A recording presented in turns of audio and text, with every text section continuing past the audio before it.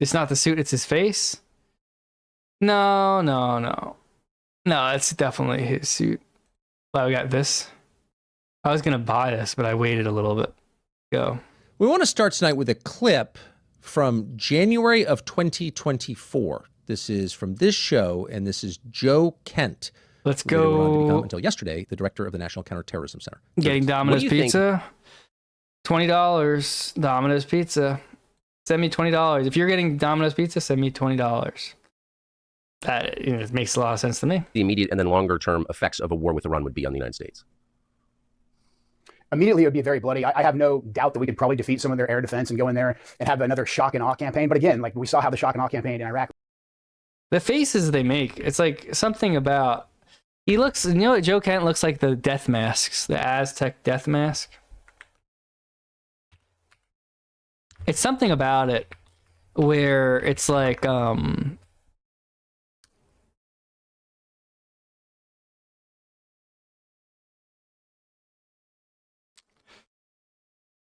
death mask.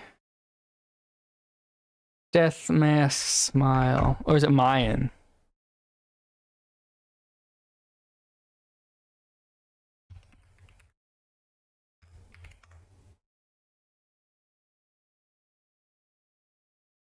Or the human sacrifice masks? Let me look it up.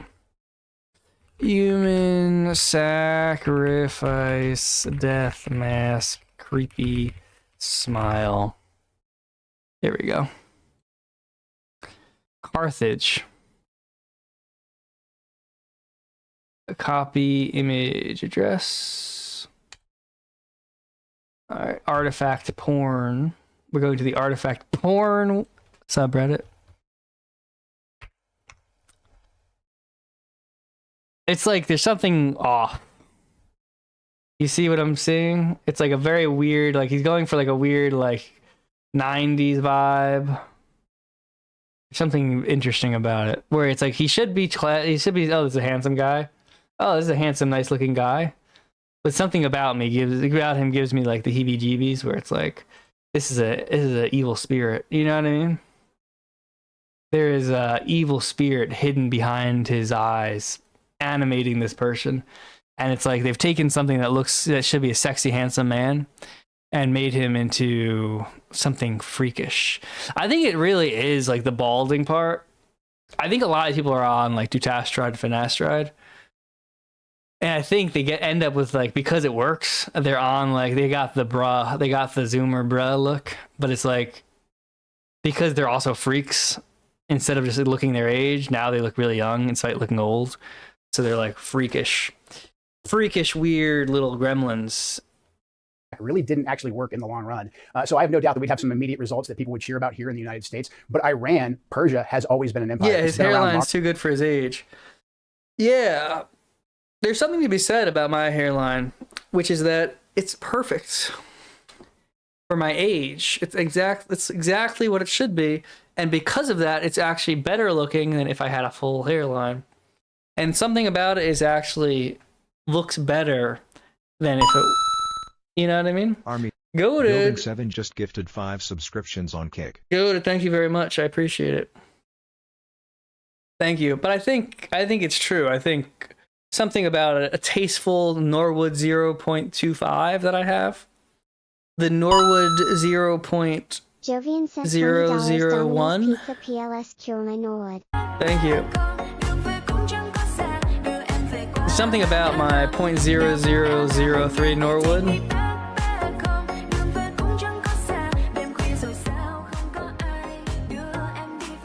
Tasteful Norwood 4.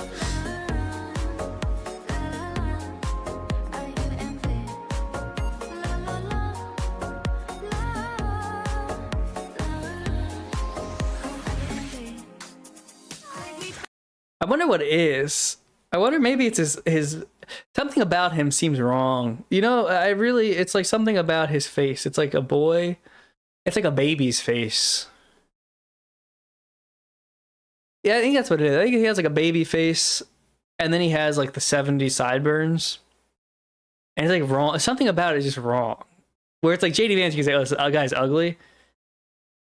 Joe Kent should look he should be like a good looking, oh, this is a traditionally handsome man's man.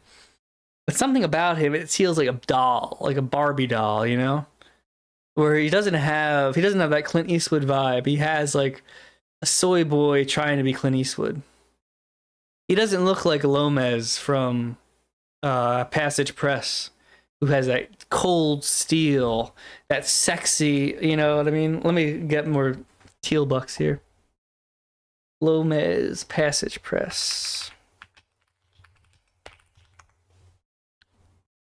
When the girlfriend's away, Paul will look up Jonathan Keeperman and call him sexy. Jonathan Keeperman. When the girlfriend's away, Paul will be up late at night looking up pictures of Jonathan Keeperman. He's calling him a sexy. Calling him sexy. And that's what will happen. And he'll make a lot of money doing it. But you see here where it's like 2 weeks ago. That guy's a rat. This guy here, he's rugged. He's sexy. You know, he has a certain masculine aura. Get to the point where an audience sees he comes off a little rough around the edges. But because of that, even though he has a full hairline, he comes off as a man. He comes off as a real man. You know what I mean? And this is true. Like, of all the people, he comes off as somebody who's going to publish my next book.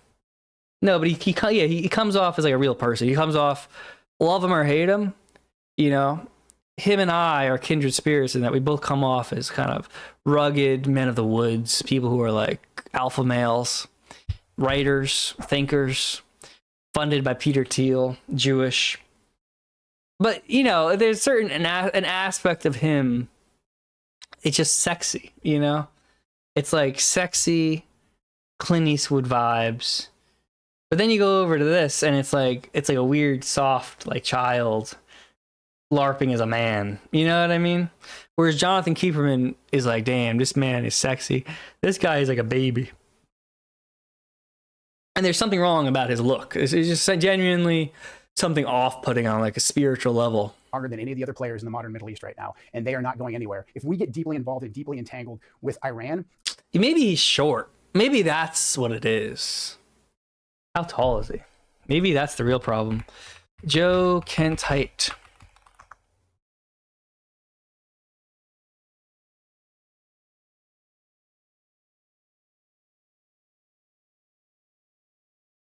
Oop-a-doo.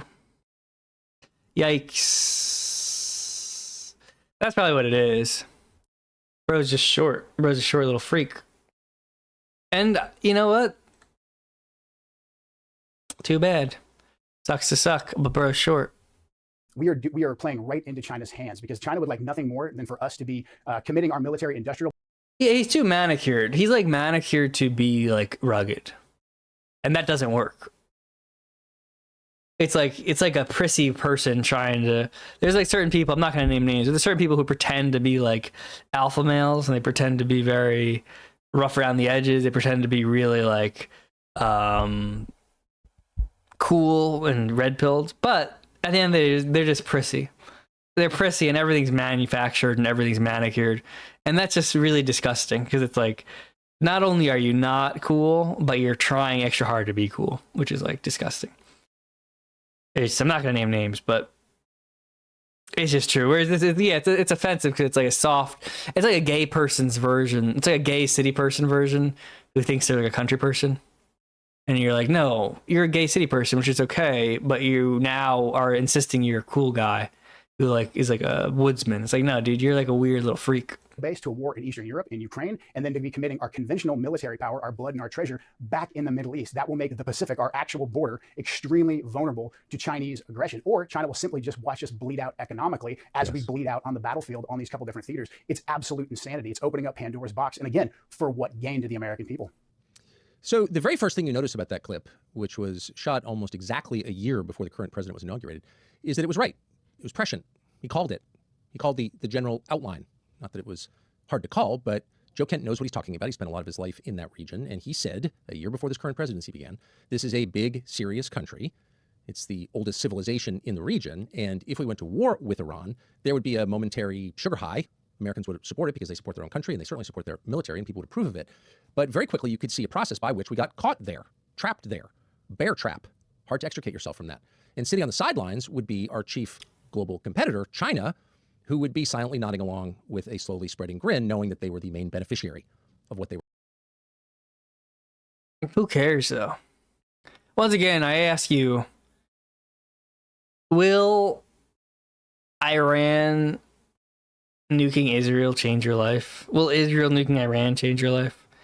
Will Chinese people being in charge of the country change your life? Will Russian people being in charge of the country change your life? And unless you have a fake job, the answer is no. Like, at the end of the day, everyone who doesn't have a fake job is basically enslaved and miserable. And everybody who has fake jobs that would be like disrupted, guess what? Too bad. I don't care about you.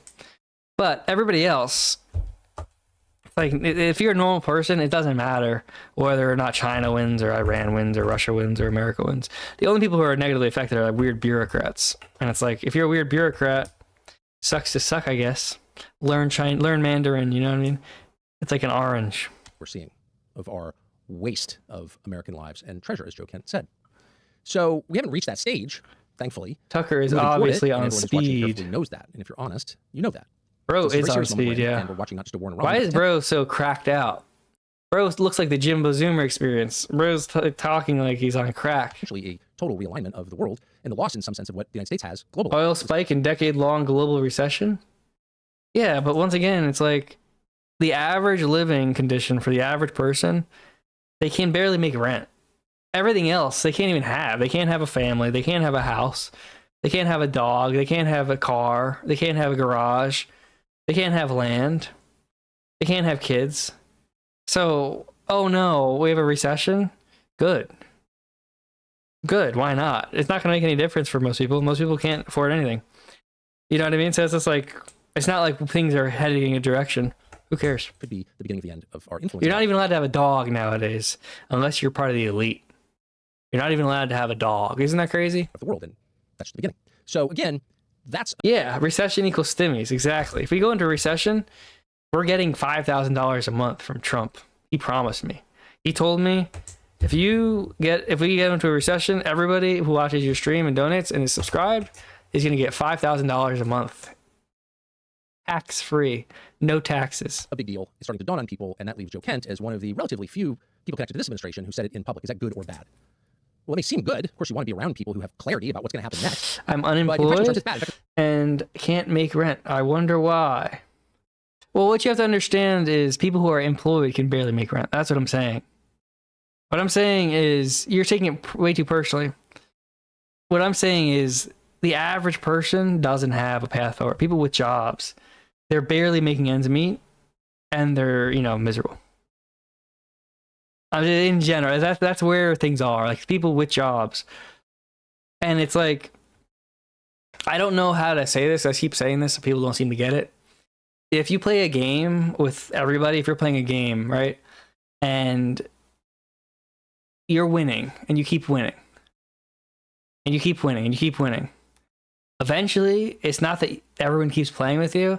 It's everyone except for you says, I don't want to play this game. You're winning everything. You're not being fair. You're not playing fair. This sucks. This isn't fun. And they leave the game or they kill you. That's where we're at. We're at the point in society where you have like 10% of the population has like 90% of the wealth. And at that point, 9 out of 10 people are very quickly getting to the point where they're like, I don't want to play this. Why? Everybody around me, everybody I know is being screwed over. They have like rich tech people making billions of dollars. There's weird bailouts for these companies. Like OpenAI is getting $500 billion. They're talking about AI taking everybody's job anyway. That's like the risk is not that people are like have bad attitudes and it's annoying. But the risk is where we're already at, which is that there's no reason to participate for most people. The only reason to participate is like a thin sliver of a chance of success. And that's for Zoomers. Generation Alpha is going to be even less likely to participate. It's that you are just going to get people that just don't care. Like you have this situation with Iran, And that's another situation. It's like, it's literally nobody cares. Nobody who is like dumb enough to believe this now. You join the military and go die for a different country, or you go work at a job and you make somebody else rich. At a certain point, you're like, no, I don't care. I'm just not going to do either of those. I'm just going to be on unemployment. And that's where people are at. And it's going to get more and more like that. And it's not going to get better. And that's, that's the problem. When you play a game, you have to make sure people enjoy the game, or otherwise they just stop playing the game. And we're past the point of them stopping. It's always bad. Whenever you have somebody who stands up and says, don't. Bro wouldn't be saying this if he was the 10%. I know. That's what I'm saying. What I'm saying is there's a disconnect to where for the 10%, the top 10%, which is not anybody in this chat, by the way. It's not you. It's not me.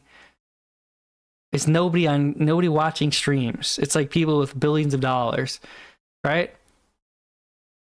They have zero connection to people like us. They have zero connection to people like us, and they're not going to see the problem until it's far too late. It's done. It's like, it's over. It's like everyone's leaving. Get out of the game while you still can. It's done. Ladder got pulled up behind them, top 10%. So get there. No. Why? And that's the thing too, is like, you don't look at the 10%. And no, maybe there are Indians and Asian people who do this, but there's not white people who are looking at the top 10% and being like, wow, these people are living enviable lives and I want to work hard to get where they are. You really are not getting quality. There's not quality white people thinking that. There's no quality white person who's looking at Mark Andreessen or Alex Karp and being like, whoa, I want to be like Peter Thiel. I want to be like this person. There's really, the only people who are like that are weird people. Like, there's not really normal white people who are quality, who are like going to work hard. It's just like Indians and Chinese people and like gay people and weirdos. And that's not who you want to be trying to become the top 10%. It's just done. It's over. Don't do this. Here's what could happen. And then you do it anyway. And it turns out that person was right. Your first instinct is not to apologize and correct your behavior. Your first instinct is to crush the person who called it correctly. And why would you try to maybe make $100,000, but you could not try and for sure make $65,000? Yeah, well, and that's the thing too, is like the metric. Obviously, people are still going to try, but the metric is different. The metric is try to free your time and try to make things that you care about, not money, right? The metric is like try to make it so you can live and have people you care about, and which is a good, honestly, it is a good thing for people.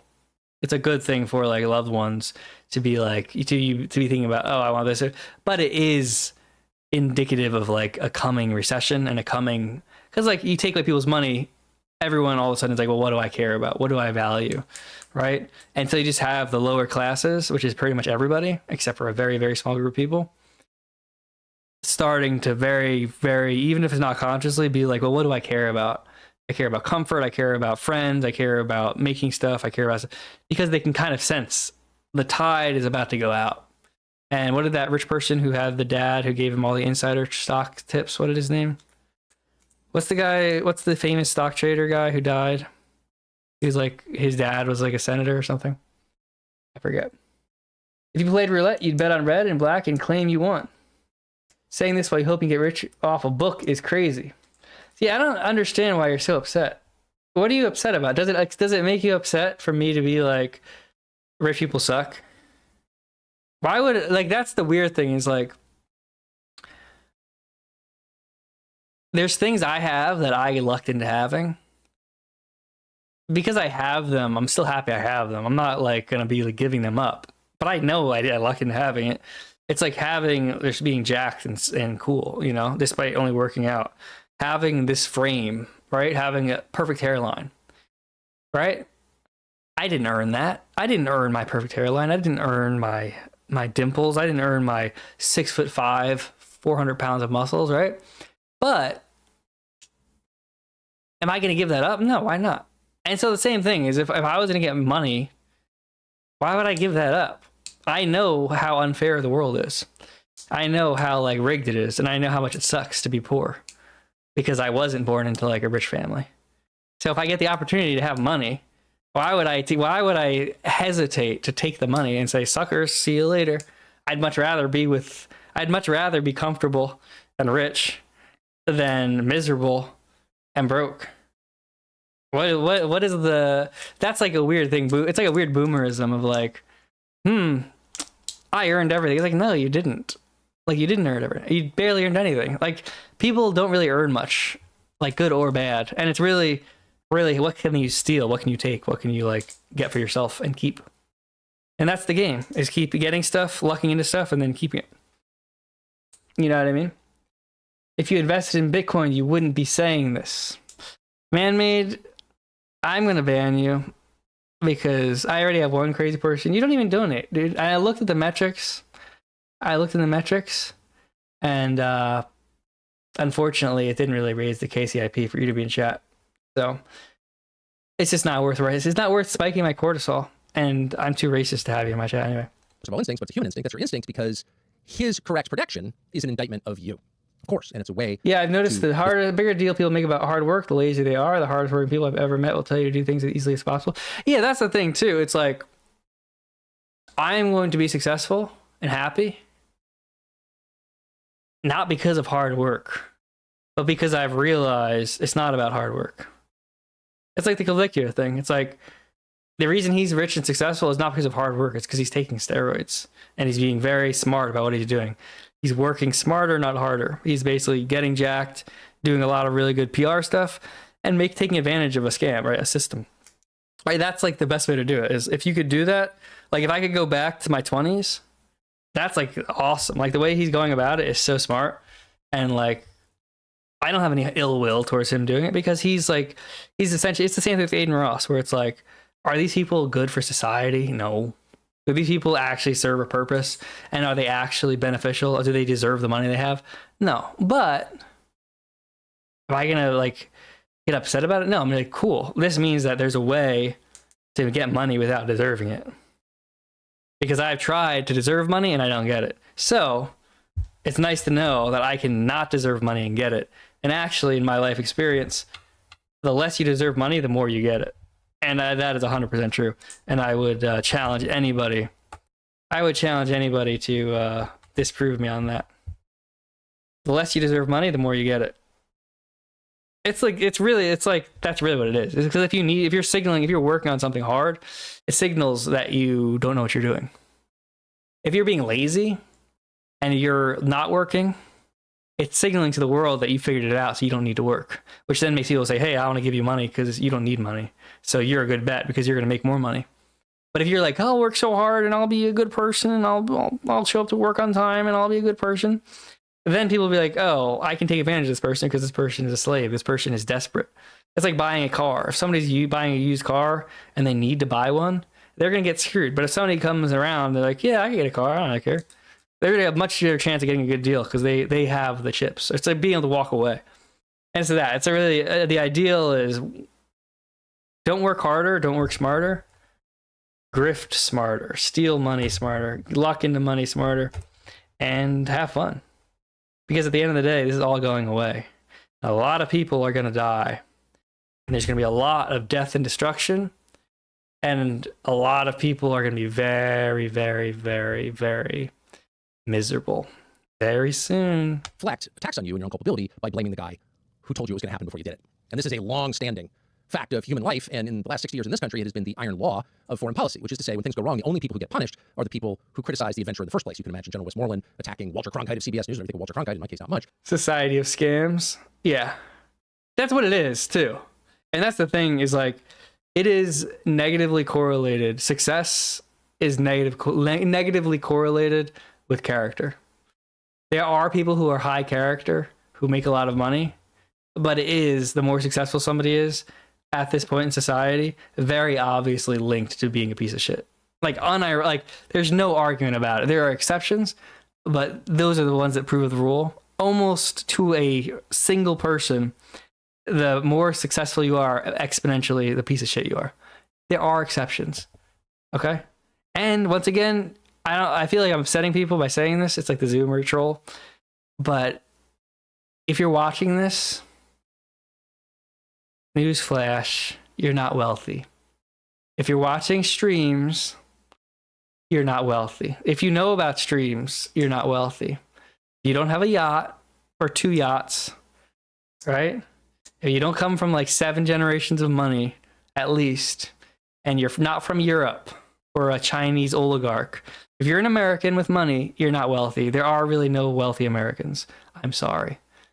There's like white trash that got rich who are Americans. America is not really wealthy people, okay? Wealthy people are like Europeans, some Chinese people, Japanese people. Japanese people are kind of swag because they move around. But really, if you're watching streams, you're not wealthy. I'm sorry. You can be rich. You can be rich. You can be able to afford a second house, a third house, a jet ski.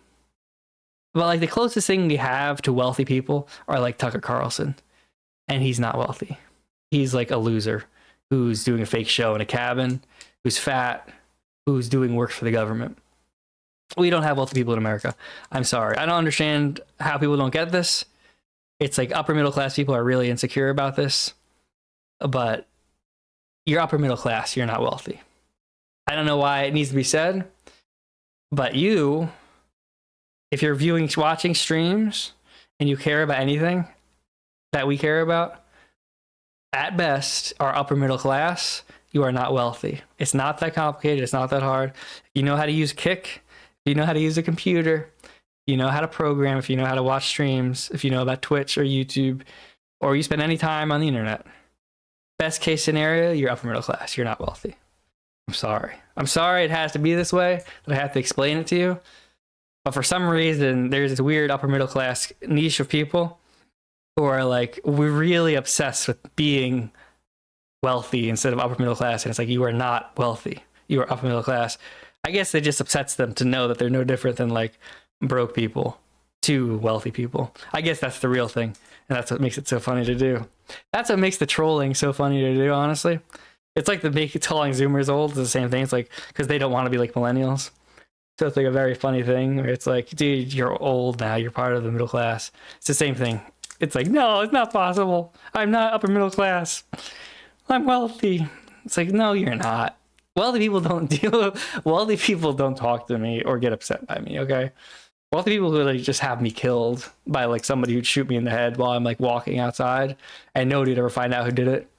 And it would be like not like a black person, it would be like somebody who's like white who has like a sniper rifle.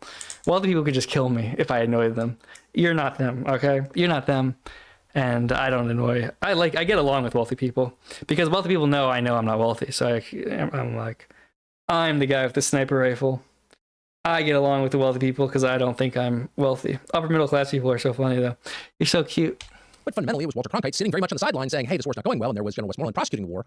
But General Westmoreland argued. You got the same problem as black people though. LOL, aren't you asking for DEI right now? See, that's again, it's like, I don't even understand what... I'm not asking for anything besides your money. I'm telling you guys what's happening. I'm not coming to you as a left-wing person or a right-wing person who's saying we need to change this or that or this or that. I'm telling you it's over. It's nobody can stop what's coming. It's done. Reality is about to change forever. That's life. And most people are going to die. Oh well. I'm not saying like, oh, this needs to change. I'm saying it's broken past the point of fixing. Everywhere. Technology is just too advanced. And Nick Land will soon be God. At the end of his life, and somewhat successfully, that he lost the war because Walter Cronkite criticized the war. Is that really true? How many troops did Walter Cronkite command? Was he in charge of strategy? Don't think so.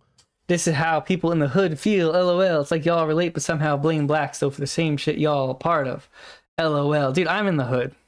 And you are... He was a newsreader in New York. Man-made under another crazy person account.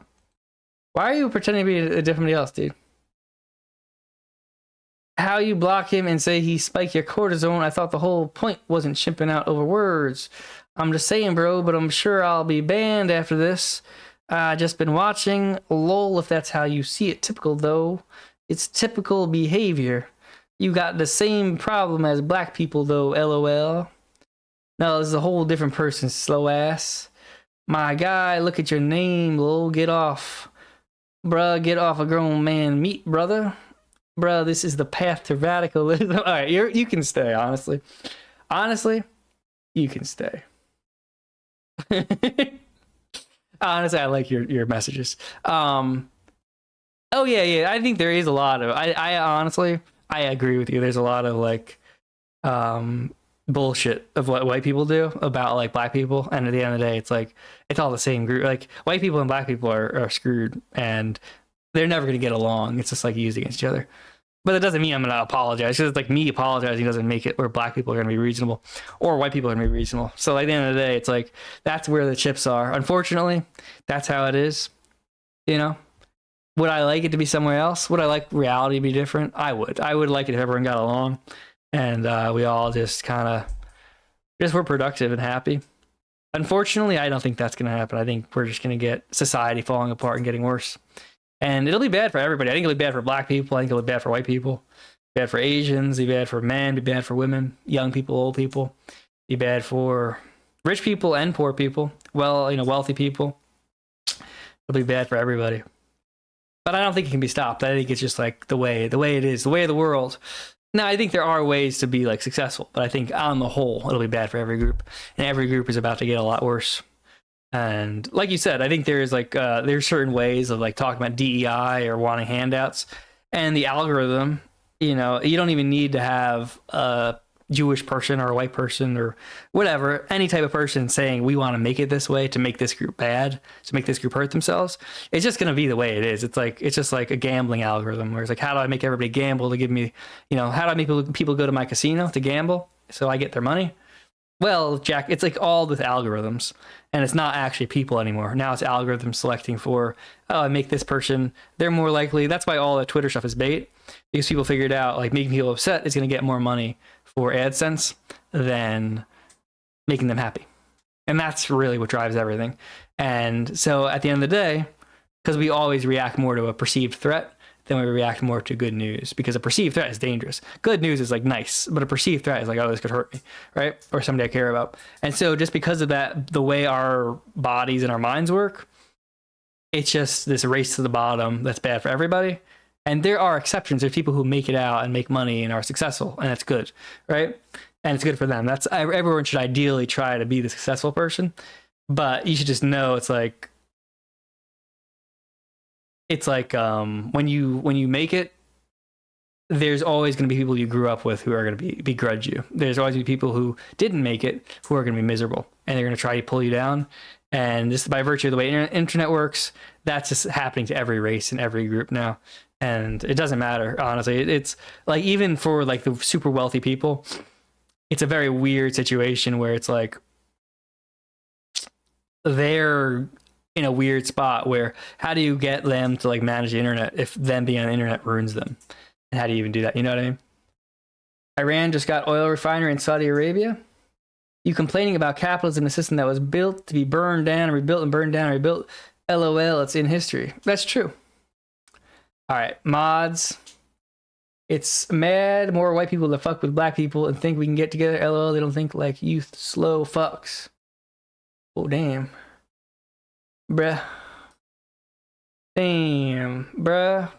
I was trying to get along with you, trying to be reasonable, but if you keep it up, I will have to ban you, because I've done my job. But part of what I'll say to you this too is that part of how I'm seeing things is don't argue with people, really, in the future as we go along. Just block them. Block and move on. And that's really the way to be going about things, is everyone's so busy now. It's like, once I block you, I'll just forget about you. And now you're blocked, right?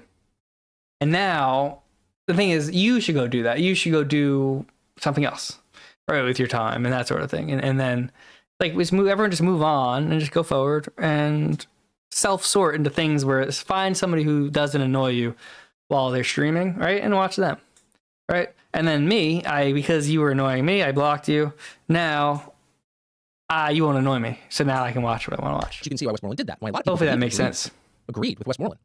You saw the same thing happen in the days after the tragic and incredibly stupid Afghan withdrawal under Joe Biden.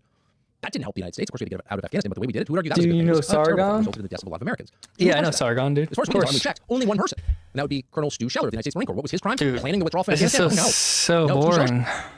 These white people need to get more. Can we get beats up in here? Can we get some beats? Can we get some music or something positive? Exactly the opposite. simply did not exist. May I ask you to pause? And so I've heard people say that, and this just happened, but history has a way of getting rewritten in real time, and then you look back 10 or 15, 20, 25 years later. Damn, I'm looking and no one jacked. seems to understand the things that you saw because they've been eliminated. So it's important to stop and say, here's what we actually know. So I'd like now, if we could, just to play one of the statements that you alluded to, and that's from Marco Rubio, the Secretary of State. And this was shortly after this war commenced. And he was explaining, as this has happened in a thoughtful, precise way, why. Here's Secretary of State Marco Rubio. And so the president made the very wise decision. We knew that there was going to be an Israeli action. We knew that Do black people know about Gamergate? That's a good precipitated question. an attack against American forces, and we knew that if we didn't preemptively go after them before they launched those attacks, we would suffer higher casualties and perhaps even higher those killed. And then we would all be here answering questions about why we knew that and didn't act. Okay, so that is his almost contemporaneous explanation, and it's not offhand. He reasons it out. He explains there's a logic chain there, and he says, we knew not that Iran was going to attack. He did not say that. Right. He said we knew that Israel was going to attack Iran, and in retaliation for those attacks by Israel against Iran, Iran might attack American forces. So the imminent threat that the Secretary of State is describing is not from Iran, it's from Israel. Exactly. And I think this speaks to the broader issue. Who's in charge of our policy in the Middle East? Who's in charge of when we decide to go to war or not? In this Joe case, Kent Loki Moggs? No, he doesn't, with dude. what the Secretary described, and later on the President, later on Speaker of the House. He looks like a child. He looks like gay little child pretending to be a man. Gay little midget child pretending to be an adult. Something's wrong with him. Something is very wrong. Yeah, it's just something so weird. I don't know what it is. Something about him does not mog. Something about him is so like gross and like freakish. I don't know what it is. But it's something gross. It's icky. And the way the events played out, Icky. the Israelis drove the decision to take this Dead action, which we knew would eyes. set off a series of events, meaning the Iranians would retaliate. Now, I think there's a potential there where we could have done several different things. We could have simply said to the Israelis, no, you will not. And if you do, Damn, then we will y'all take something bad away from me you. when we having a good convo. That's wild. I was about to say, y'all want to link me shit, but immediately shoot down what I say or not look that up, though. But link me your shit, LOL, bad faith, and then ban me for what? And then try to claim I'm someone else. Lol, I've never even had a YouTube channel. This is wild behavior. Dude. Just relax, bro. Like, chill. Take a chill pill, come back in a month, all right? I'm sure I will not be banning you in a month if you're just normal. Go get normal and then come back to me in a month. And I guarantee you, I won't even know that it's you because you'll be normal. I think that it's fine that we offer defense to Israel, but when we're providing their means for their defense, we get to dictate the terms of when they go on the offensive. Otherwise, they stand to lose that relationship. And the Israelis felt emboldened that no matter what they did, no matter what. Yeah, you know we're in uncharted territory when you start getting like freaks with 3 kick alt accounts. They got 3 kick accounts, and they're all alts, and they're all the insane person. And we would just have to react, and so that speaks to that relationship. But also, it just shows that there was a lobby pushing for us to go to war. I know we'll get into that later on in the statement, but we had a real potential. You're off of the Iranians off and how the they map. react, and in particular, how they react to President Trump's leadership. The Iranians under President Trump's leadership, especially in his second term, they have shown that they take a very calculated approach to the escalation ladder. For instance, in the lead up to the 12-day war before Midnight Hammer, the Iranians didn't attack us; they were engaged in negotiations with us. When President Trump came back into office, they stopped their proxies who were attacking us under the Biden administration because they knew Biden was weak. They stopped the proxies from attacking us as well. So they knew President Trump was someone who wanted to negotiate, but more importantly, they knew that President Trump was not someone to mess with because he killed Qasem Soleimani, he killed Abu Mahdi Mohandas, he had defeated ISIS. They knew that President Trump was a man of action. He is militarily strong, and so they said before we. All this is, by the way, I think, I don't know. There's like 2 paths I could see it going, which is like we just continue down this path and it just gets dumped in Trump's lap and it's just over. I think there's a more fun story where we're gonna pull the rug out from Israel. And this is like, I have no proof of this, but this is like my little pet theory that I think is like a fun one, which would be like crazy. It would be like actually crazy. And it would be like the Anglos' revenge, right? And it'd be like people like Tucker, people like this guy, whatever his name is, and Trump, right? And then what happens is they pull the rug out from under Israel, and then Trump endorses Joe Kent, J.D. Vance, say, you were so right, blah, blah, blah. But I think what's more likely to happen is it's just like just a disaster and blow it up in Trump's face. But even the ways it's worded, this is like trying to get the Trump endorsement for something. I think it's like these are like rats fleeing a sinking ship. Really, probably. It's probably like, so the people who like Trump but don't like the Iran war still, or whatever, if those people still exist. And then basically being like, well, this is focus tested. God damn, you're so wrong. It's comedy. Dude, how can you go, dude? Please. How do you have so many accounts? Oops, bye again. Joe Biden becomes president again and puts Trump in Guantanamo. We're doing QAnon, but for libtards. Yeah, I think Black is Man in Chat Awards. I'm telling you, even has dozens of accounts and is still making new ones. Why? Who is he?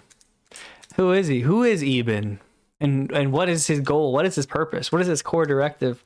Anyway, but what I was saying is, I don't even remember what I was saying. Oh, I think they're trying to get like the Trump stragglers who don't like Iran for their run, and then have it blow up with Vance, blow up with Trump.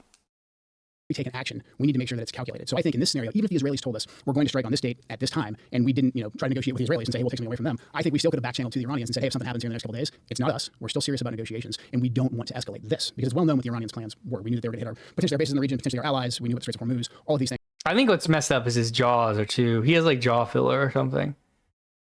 He has something wrong with his face. He's like too much. It's like, who's the guy who did a bunch of tren and then had sex with trannies after doing DMT and ayahuasca? And it's not me. Connor Murphy. I'm not talking about myself. I'm talking about Connor Murphy. He got a bunch of filler for his jaws. And it's that. I think it's like the jaw. He has like weird jaw implants. Now maybe that's not implants. It's just unfortunate. But like, it's like, damn, dude.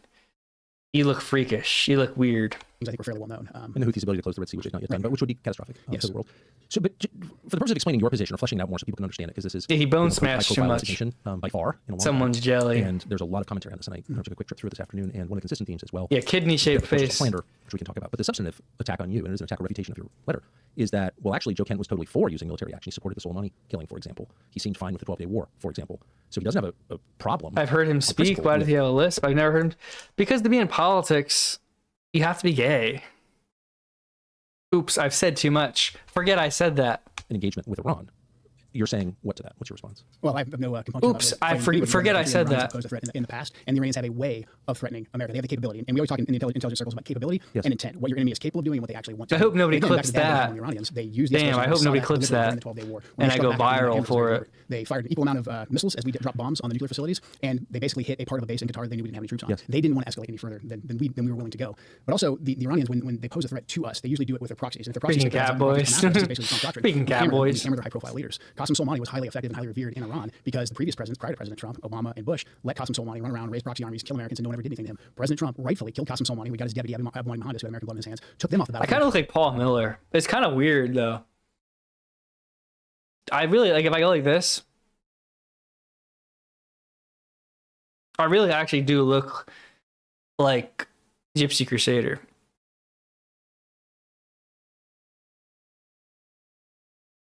It's very odd. I don't know what it is, but it's 100% like a real look. But then President Trump stopped. He took those two key players off the battlefield. Irish Crusader. Escalate with Iran unless you escalate with us, knowing that if we I struck ain't Iran, crusading for shit, dude. that would only strengthen the regime. So then President Trump did something that's incredibly smart. He used that decisive military action. I ain't crusading for shit. Maximum pressure sanctions. We can debate whether or not we should use sanctions as the parameter of Polish whatever. Crusader. But he pressured the Iranians economically after punching them in the mouth and showing, hey, I won't take this. I'm not Obama. I'm not Bush. Nick is flaming this interview right now. Fuck these freaks. What are you gonna do? Take my viewers? Take my 5 viewers from me, Jeffy? You're trying to take my 5 remaining viewers? I will come after you. But then he really put the pressure on them economically. If you look at the effect of the economic sanctions, that's what got the Iranian people on the streets actually protesting against the Ayatollahs. The real goal, and I'll tell you this, honestly, this is what Clavicular was wrong about. And I didn't do this, so take it for what it's worth. Gigolo. Okay? Well, I did this. Well, actually, no, I didn't do this. I did this to some extent. But I will say this.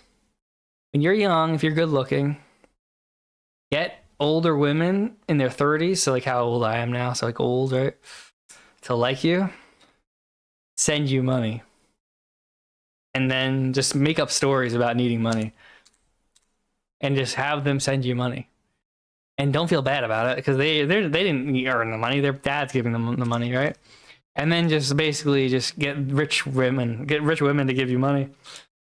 Just do that. And that's a lot. Like, that's what you want to be doing with your time in your early 20s.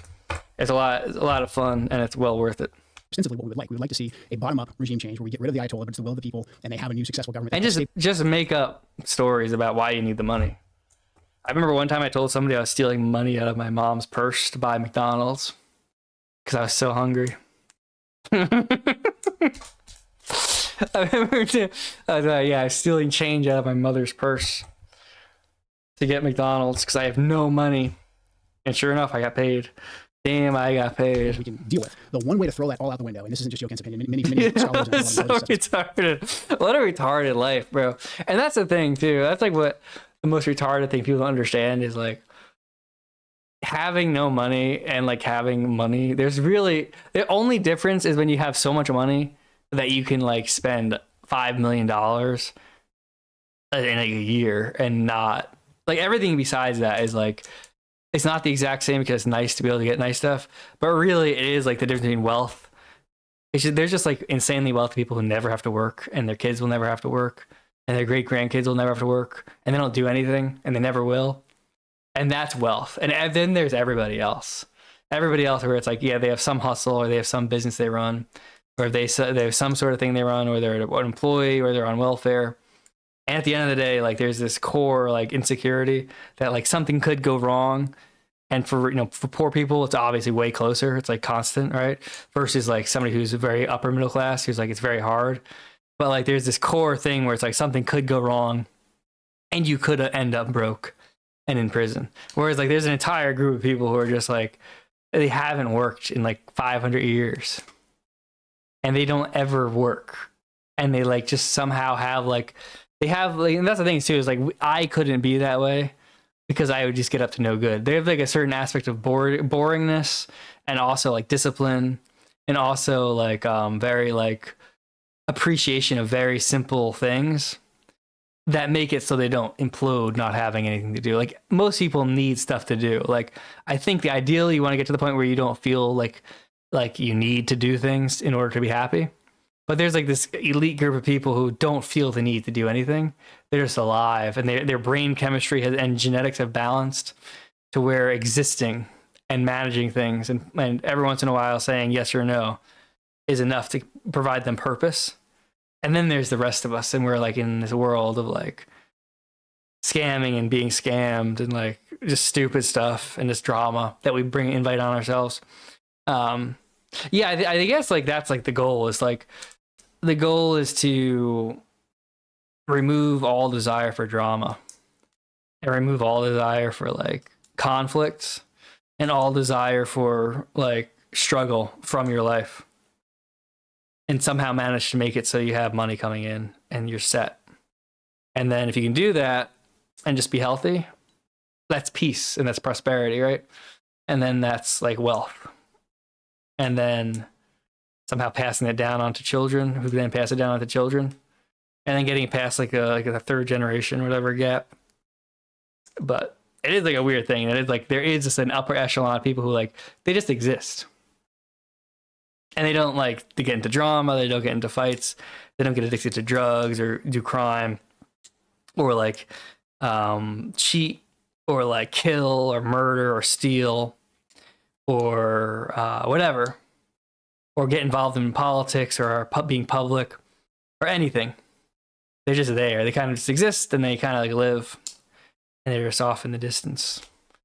It's kind of weird. It's like a different species of person. Written about this too, I know for a fact I have, is that if we struck the regime, it would only strengthen it. And that's not, I think that's just basic common sense. I mean, I think of myself, and probably you're in this camp as well. Paul just discovered this? No, I just haven't been thinking. I haven't really thought about it. I haven't really thought about it until like, I've been trying to think about my own life in ways that are kind of counterintuitive in terms of like, instead of like, being negative about things or instead of things, thinking about things in terms of what can I improve? What can I take away? Instead of like, what can I add to my life? What can I take away? What aspects of my personality would be good to like tamp down and mature and like slow down and make more restrained. And then I was thinking about, well, what do successful people do that I don't do, right? What do people that are well off and doing well that I would like to emulate in some way? What do they tend to do that I don't tend to do? And one of those things I was thinking about is like making drama or seeking out like tantalization or seeking out cortisol spikes. And that really is like a class thing where you can like upper middle class or even upper middle class is better than lower middle class or whatever. But like that is like a gradient where it's like, it seems like, yeah, like literally like somehow pulling yourself back from like levels of drama, levels of stress and levels of like argument. It seems like a very upper class wealthy type of person type of behavior that once you do it, then you like open up yourself to the other things. And part of that, I think, is just the not arguing thing, which I'm trying to do. And I really do feel like it's a lot healthier. I feel like it's a lot healthier, like how I'm going about things, because it's like, you know, I mean, you know, time goes on as it goes on, life goes on, but I feel like I'm approaching things in a lot wiser, sort of like piecemeal, like, oh, I can do this, I can do that, I can do this, but I'm not getting too caught up. I'm like kind of like pulling back and saying, okay, this too much to deal with right now, so don't deal with it. This person in my chat is an insane person. Instead of arguing with them, ban them, right? And that sort of thing. It's like that's like a much healthier way of going about things. Twitter, I don't really see the point of it. I haven't really been on it. An outside force were to come in here and try and topple them while they were the president, I would 100%. I hate poor people. I don't think that's right. I don't think that's the right thing to be. I think, I don't know. I don't think that's the right way to think about it. I don't know. They shouldn't be idolized because they're poor, right? It's not.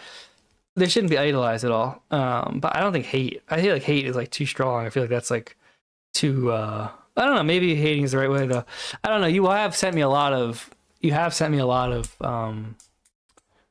kick subs, and you are the top sub donor. So, you know, Hilton Head Groiper is getting closer. Rape Caviar is getting closer too. But you are number one, so I will agree with you. I hate poor people too. Until somebody changes in my mind, I think I agree with you. You're right. I hate poor people. And rally around the flag. That's just common sense. So if we wanted to Well, strengthen you the actually United did. States, You joined the military under Bill Clinton, whom I assume you didn't vote for. Right. Right. You joined in 1998. You've gone the whole cycle of the war on terror, I noticed, and served out as an NCO. I think your entire. Being poor is a mindset. I think that's true. I think that's true. I think it's very true. I think there's like a fine line though. There's like a fine line of like you want to be aspirational and positive, and then there's a line where it's like insane person like behavior. But even that, it's like as you just the reason that's bad is not because it's like cringy. It's bad because it's like you get burnt out or you get like overwhelmed, and it's like, damn. Army Girls. I hate, dude. I hate poor people. Do you know how much I hate poor people? I hate poor people so much that I can't even express it. I can't even express how much I hate poor people. Poor people like my donors who aren't top number one donor, just completely broke, not even able to compete with Army Girl. Total brokies. They're not even close, dude. W rich people. Nick just gets annoyed by dumb $20 super chats. LOL. Well, Nick's thing is very like I couldn't do Nick's show. Like Nick's is a very specific circumstance. Like you can't really plan. You could though because he's a Fed. You couldn't really plan his career. It's like such a weird map of things. It's like the only thing you can plan is that Nick is going to be successful because he has a serious amount of grit and he also has a very, very, very high amount of a chip on his shoulder. Which is like a bad trait to have because most people don't have the grit he has, but he has the grit he has, and that does combine to be like insanely successful at something. Now, what it was going to be, who knows, right? It could have been a lot of different things. Like it would have been very different if they had just accepted him into like the fold. He would have been very successful in something else, right? But like he is very, very high disagreeableness, very, very high grit, and very, very high chip on his shoulder. So it's like that all combines to be. That's really the only thing you predicted that he's going to be super successful. Everything else, it's like you can't really like model. I don't really think you can model stuff on his career, like because he's just too. It's like I couldn't do what he does. Like I couldn't be that angry. Like I couldn't say the same things he says and like have the same point of view. Or have the hatred or have the disdain that he has for people. Not because of a moral thing, just I don't have the energy. He's a very he's Southern European, so he has a very Italian way of being. Like I don't have that. I don't. I can't. I have spurts of like insanity. I don't have like long like brooding rage that drives me. I'm driven by like flutes and woodland pipes and fairies and like pots of gold and rivers and streams. All jokes aside, I do like streams and rivers and forests and the color green and leaves. pine cones, pine trees. So the way I view the world and what, sunlight, birds chirping, beautiful birds chirping in the air, and flying in a formation, landing, and seeing a bird on a wire, seeing a blue jay, in a tree, have it flying down, and ooh, that's a good omen. Stuff like that. That's what drives me.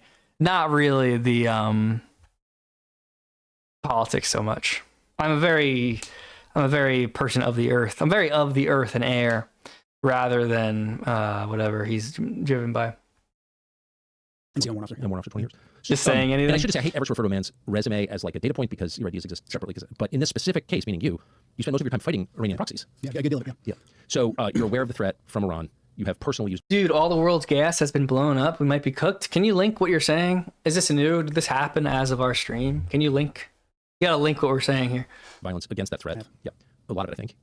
And you supported the president's policy up until fairly recently. Spring will come. You said that a lot in public, in fact. You went to work, I hired you. Yeah, right. I love animals, dude. Like, that's like one thing that's funny is like, I've never had a dog or cat or anything like that. I just love, like, because I wouldn't want to take care of them. It's like, go live. I'm not going to feed you. Go live. But I know that animals are so fun. Animals, like, and kids. Like, that's like, honestly, what like the best things. The two best things in the world are like animals and kids, because there's like a certain aspect of like realness to them that like you lose when you like animals are just animals, so they're always gonna be that way. But then kids, like, they hit a certain level and they become jaded or hurt by the world, whereas an animal is just an animal, But yeah, it's just something so sincere and so like fun. So fun, but also Tucker Carlson. I love Tucker. Tucker gives me life. Tucker is love. Tucker is life. But from what I can tell, is the central question: imminent threat. Now, the president has said many times to many people, including the public, Iran can't have a nuclear weapon. I'm sure he must have said that to you. You don't have to say it, but he said it to everybody. Is that fair? That's fair. Yeah, they can't have a nuke. Whenever asked, we say, let's just start here. They can't have a nuke. Okay, got it. Everyone agreed with that conceptually. Was Iran on the verge of getting a nuclear weapon? You should rescue a cat. No, I don't. I like cats as like omens. When I see a cat, I like look at what color it is, what it's doing in relation to me, what I'm thinking about doing when I see it, and then I use it as an omen. One thing I do a lot is omens. I like to, maybe I'm like a pagan. I must be just like a pagan, honestly, because I worship Saturn, and I do like animal sacrifice in the woods. But I like omens. I feel like omens are really real, where you like see, just assign value to like, oh, I saw crows today. That means war is coming, right? I saw crows. That means there's going to be a financial crash and war very soon. Sure enough, Iran, who could have seen that coming? And then you see a cat, right? And then black cats. Something magical is going to happen. Something like that. That stuff that's a fun way to read the world. No, they weren't, 3 weeks ago when this started, and they weren't in June either. I mean, the Iranians have had a religious ruling of fatwa against actually developing a nuclear weapon since 2004. That's been in place since 2004. That's available in the public sphere. But then also we had no intelligence to indicate that fatwa was being disobeyed or it was on the cusp of being lifted. What video are you Iranians talking about? What video? Happened a few hours ago? Let's see. That's bad news. The war is about to get bigger. That's an omen.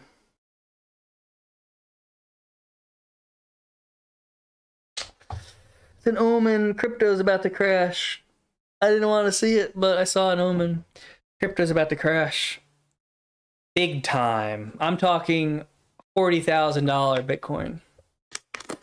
And if it doesn't, I'll just say I was wrong. That's the fun part about omens too. I've decided with omens, I can just read them, and then when I'm wrong, I say, I guess I was wrong. I guess it wasn't an omen. I guess I was just incorrect. And then you move on. And then if it's right, you're like, wow, I'm tapped in. We really are in a Saturn year. I'm really tapped into the universe. But then when you're wrong, you're just like, damn, guess I was wrong. And then you just forget about it. And that's all you have to do. That's all you have to do. Like, that's all you have. It's like literally that easy. 8 hours ago? Let's see.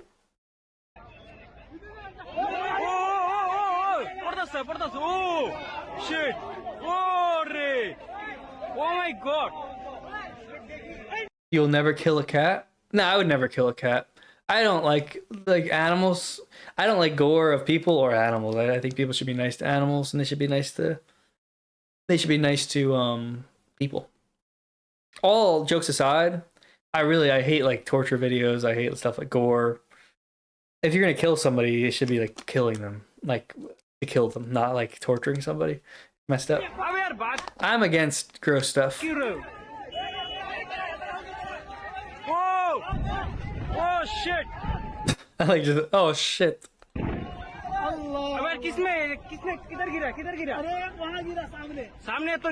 My driver is a Chinese, very bad omen.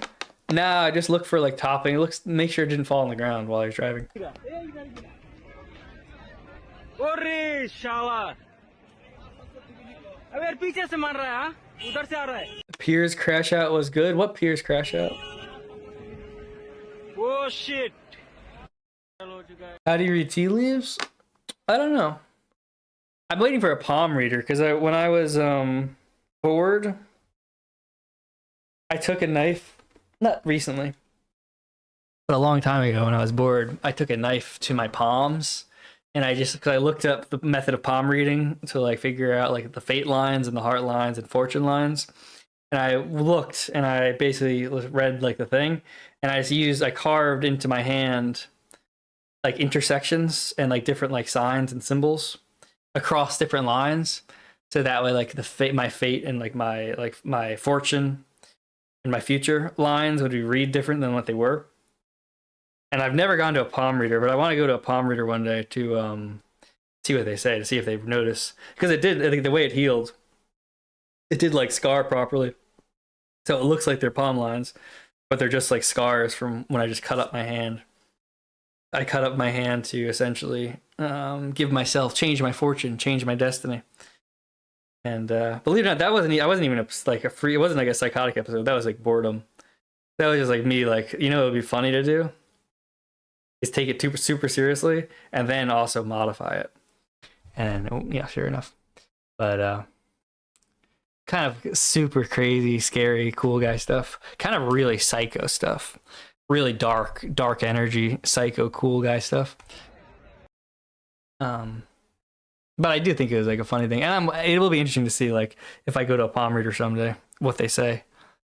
Because I literally went and I like looked what's like the best lines you can have, like for fortune and for like money and like wealth and like success and life and love, and I just cut my hand into having them and like the different signs. So yeah, it's one of those fun things. Like that's like a thing. It's like people are like, "Oh, you're so crazy. You scare me." You're like, "No, don't be scared." Don't be scared. I'm just an adventurer. I just do adventures. And it's not even a real story. I just made that up to sound cool.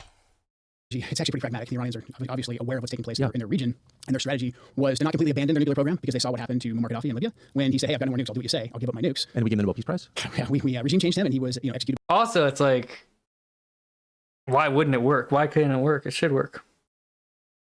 It should 100% work. It's literally the lines on the palm. So that's a thing. Right. Okay. So that's the lesson I think that the entire region took from that when Hillary Clinton. Unfortunately, that's what the neocon and neoliberal warmongers. You know what it is? It's like that. It's like, this is what I don't like. It's like, there's like cool, crazy people like me who are like cool and crazy because we do crazy, cool things. And then there's people like this and they get sleeve tattoos.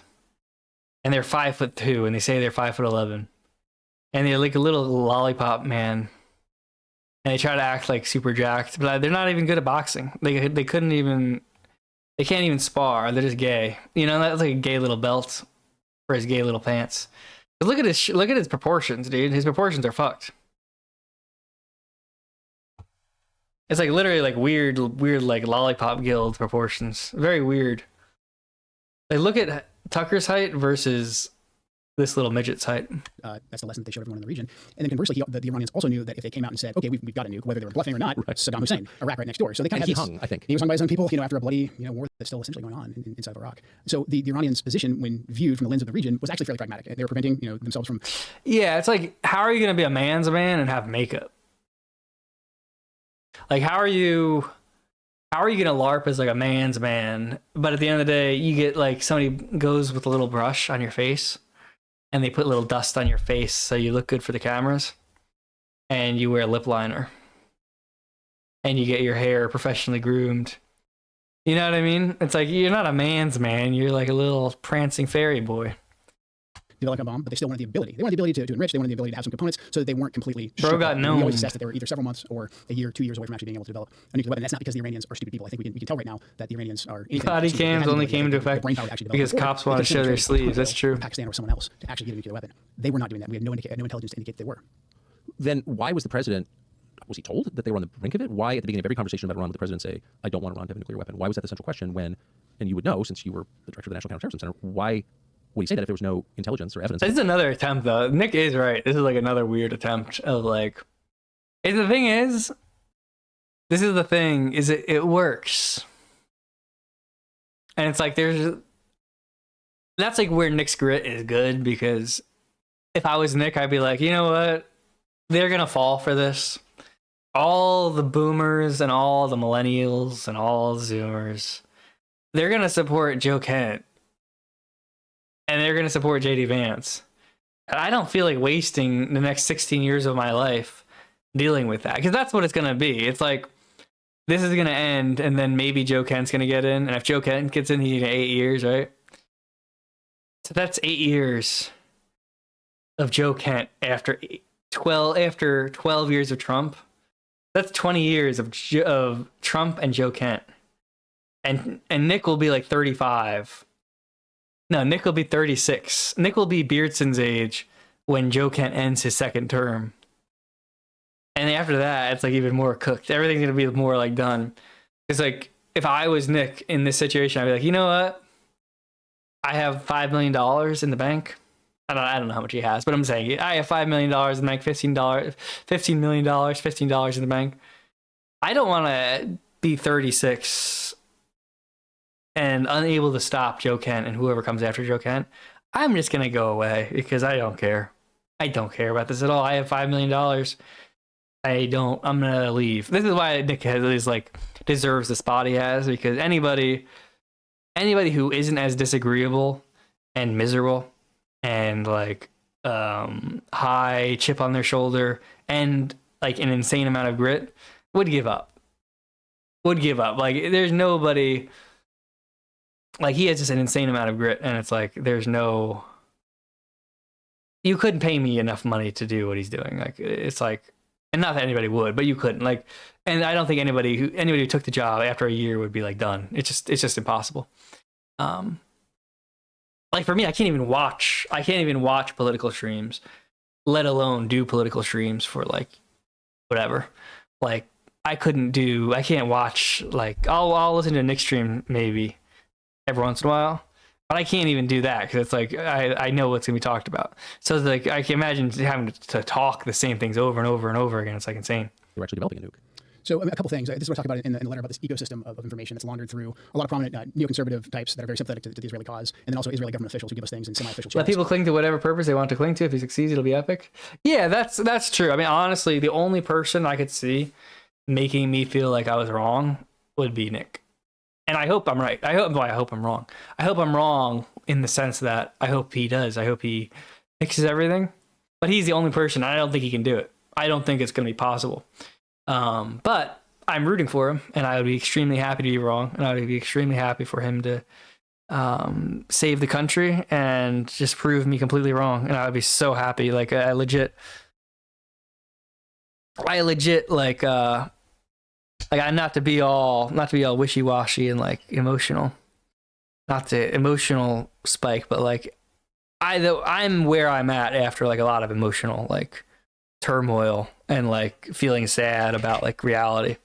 Like, I'm not like mad about reality and mad and like, oh, I hate this, I hate that. It's more just like a crazy, like overwhelming level of sadness and like wishing things were different and desperately trying to find a way to be different, and the way in which like what I'm thinking is wrong, and never finding adjustments, and then yeah, well, that doesn't matter because of that. Well, that could be out of that. Oh, nope, actually not that.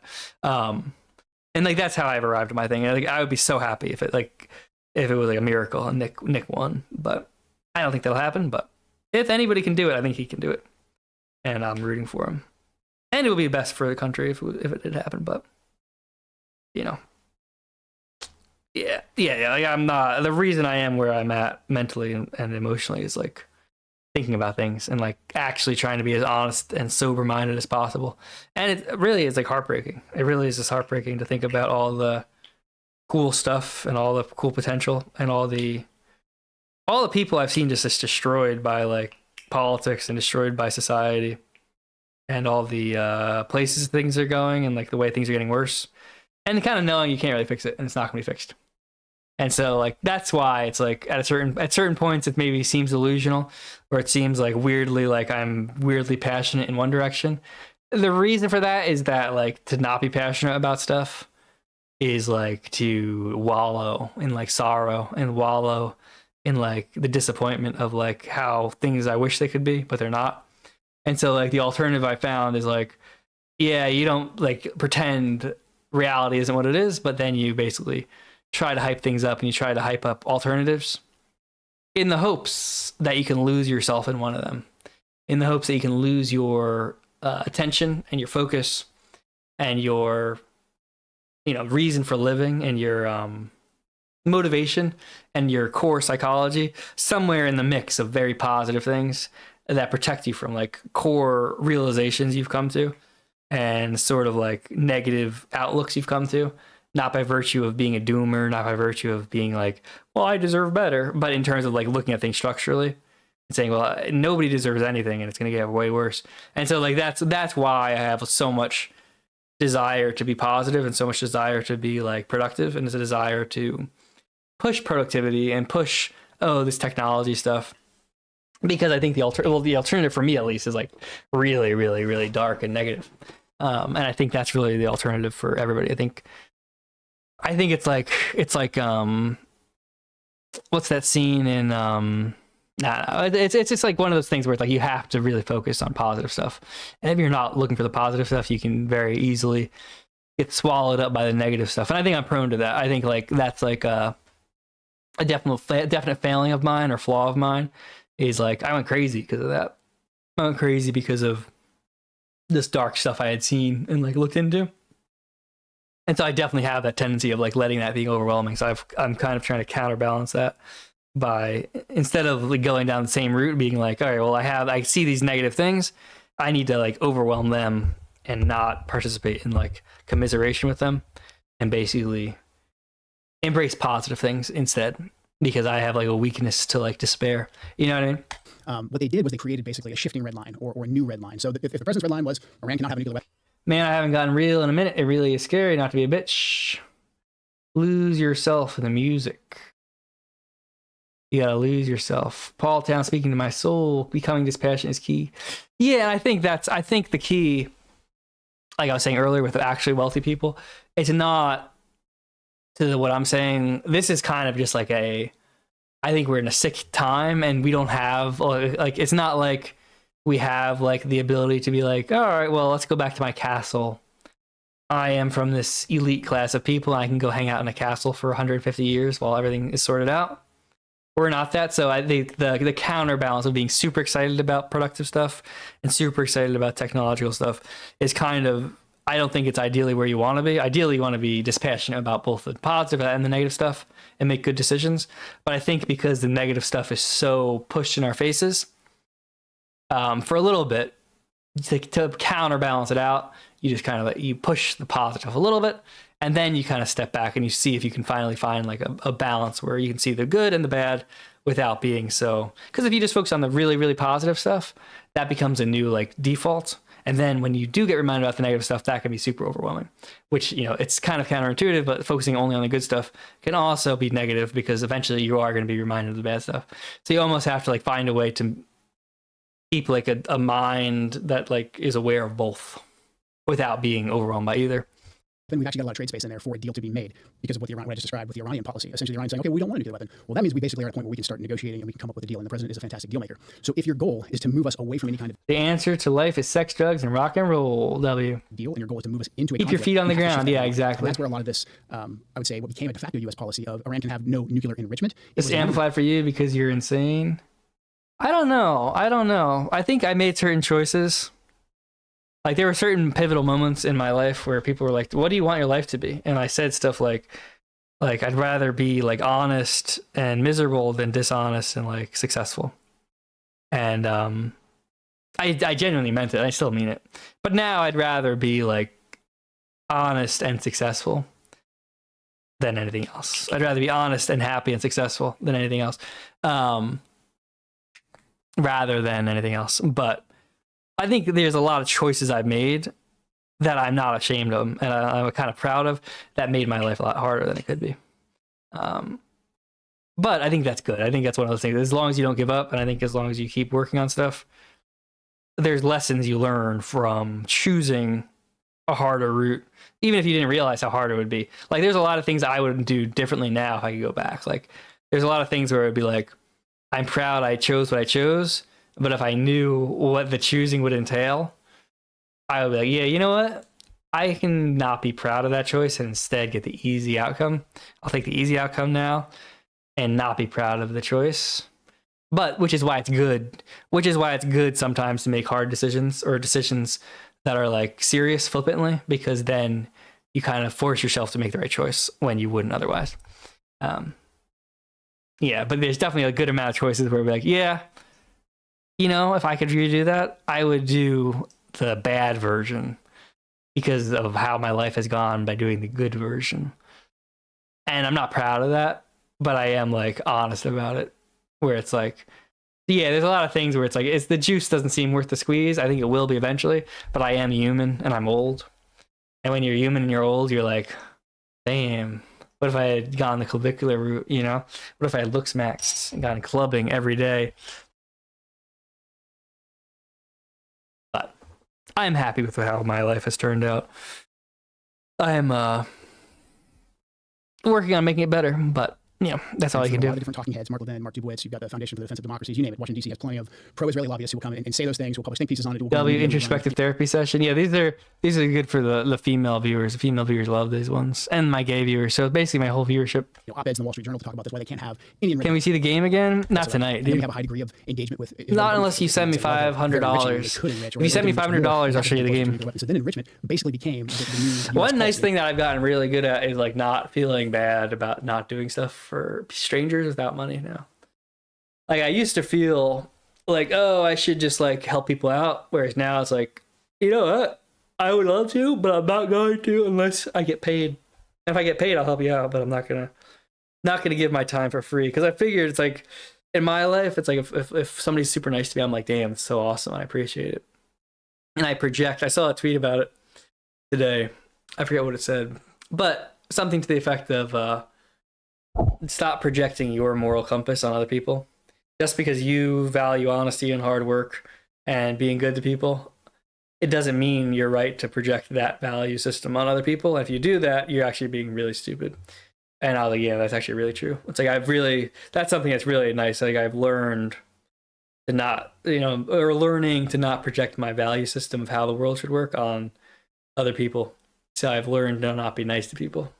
And that's really nice for me, honestly. Not being nice to people for no reason has made me feel very happy. It made me happy for myself. The only official I've heard, and folks are welcome to look for this, that said this in the first Trump administration was Mike Pompeo. He said it. The president didn't say it. That's the truth. He said they can't have a nuclear weapon. But again, like I said, that puts us in a place where we actually could have negotiations. And only President Trump, I think, could successfully have negotiations with Iran, because he actually punched them in the face. And the Iranians had been walking all over us. They've been killing our soldiers. All that is true. I have no sympathy whatsoever for the Iranians, what their proxies were doing. President Trump level set that when he killed Qasem Soleimani and he killed Abu Mohandas. The folks who wanted to push an actual regime change war in Iran knew this, and they knew there was a potential to get a deal, or there was a potential for President Trump just to continue the policy of maximum pressure sanctions, and if you come after us, we will hit you hard. And that got the protesters. Dude, he's so ugly. He's such a good-looking, ugly person. Or no, he's such an ugly, good-looking person. That's really the best way to put it. He really is such an ugly, good-looking person. Down the street in Iran. That's actually what the regime feared the most. I don't think the Ayatollah feared dying, not because he, is some crazy lunatic. I'm sure he's such a sexless, sexy person. Some degree of the Shia market. He's such a beta alpha male, and he's such a unsexy, sexy person, an ugly, good-looking person. Culture played a factor in that. However, I think he knew that if he was killed, the regime would survive. Because money spelled backwards is I believe you predicted this, some years ago. I think we're watching. It's hard to know exactly what we're watching, but it seems consistent with what we are watching. So, did Wuza pay rent and not do dishes? That's in the past. Wuza apologized. I'll tell you the truth about it if you want. If you give me 20 more subs, give me 20 subs, and I will tell you what you're asking. this question of imminent threat, because that's really the only justification I think most Americans would accept for a preemptive war. Certainly. Otherwise, just like a war of choice done because Bibi told you to, and no one wants to get behind that because it's obviously illegitimate. So imminent threat.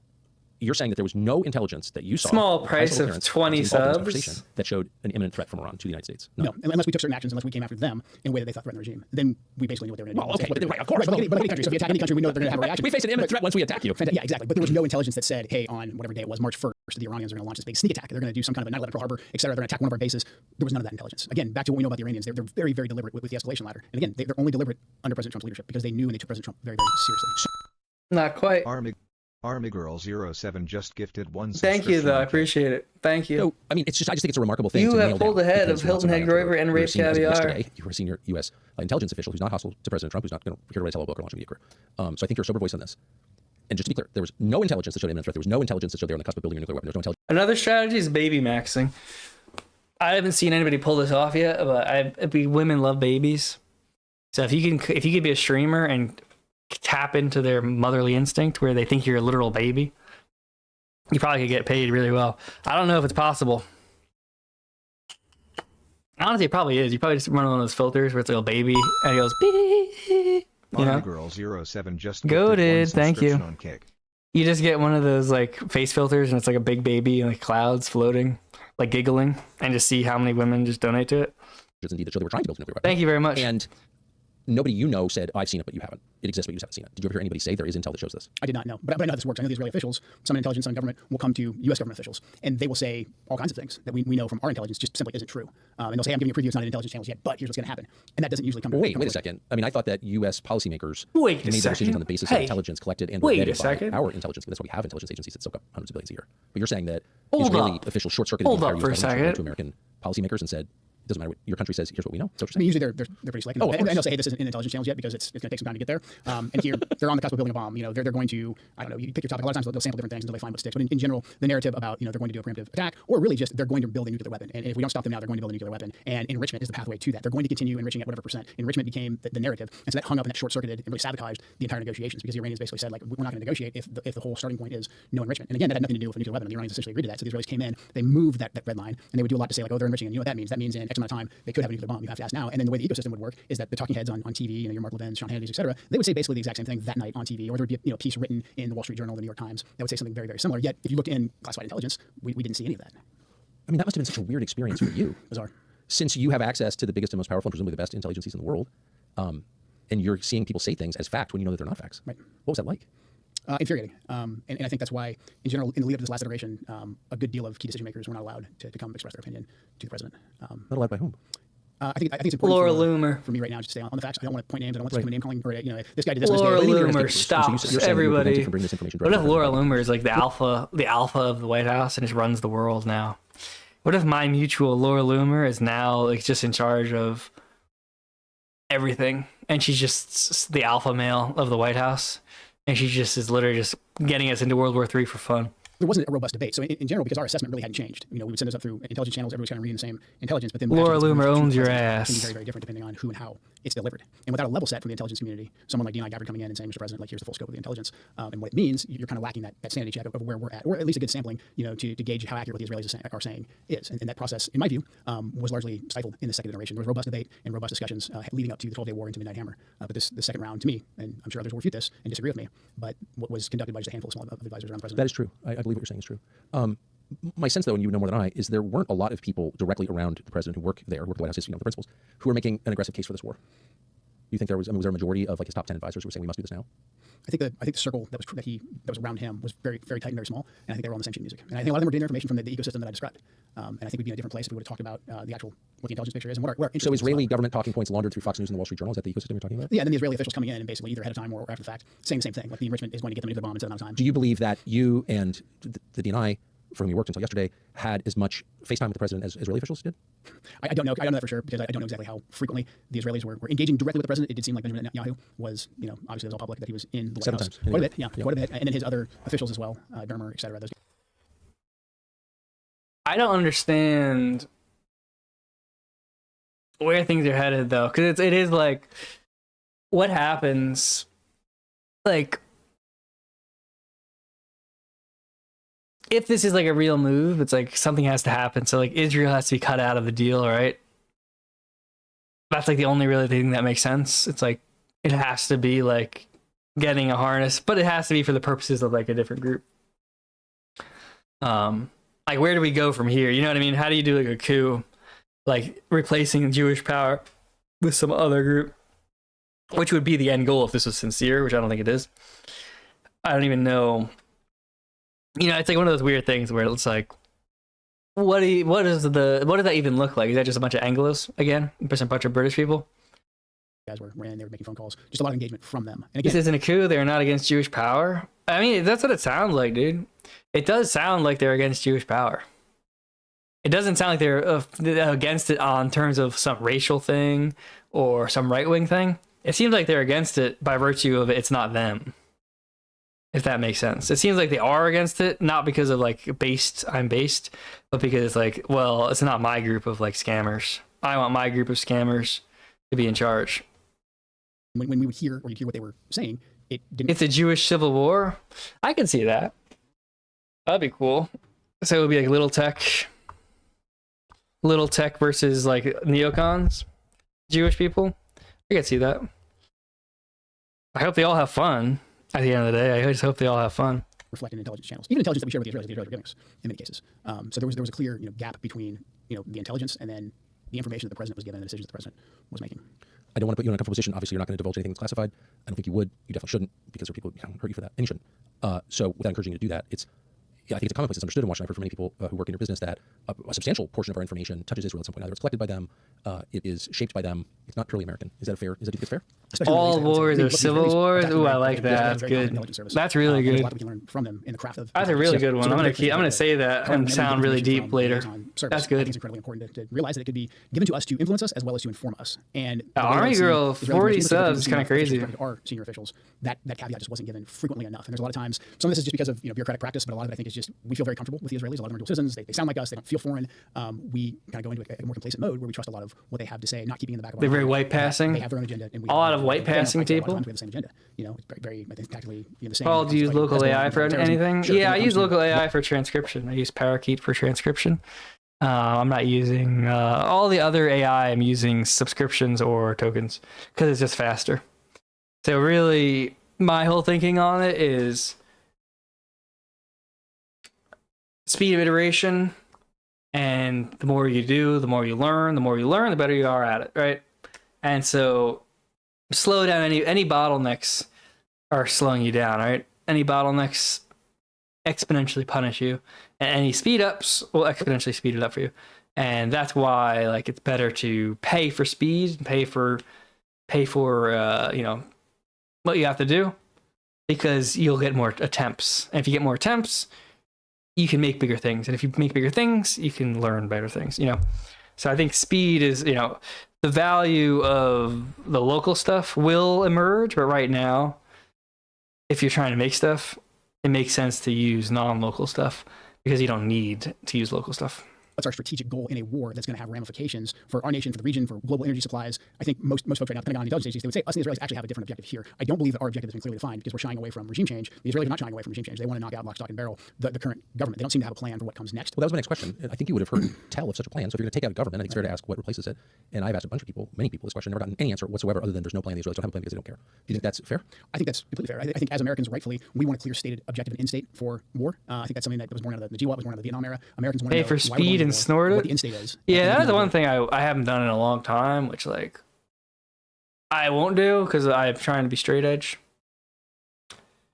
Trying to be straight edge for however long.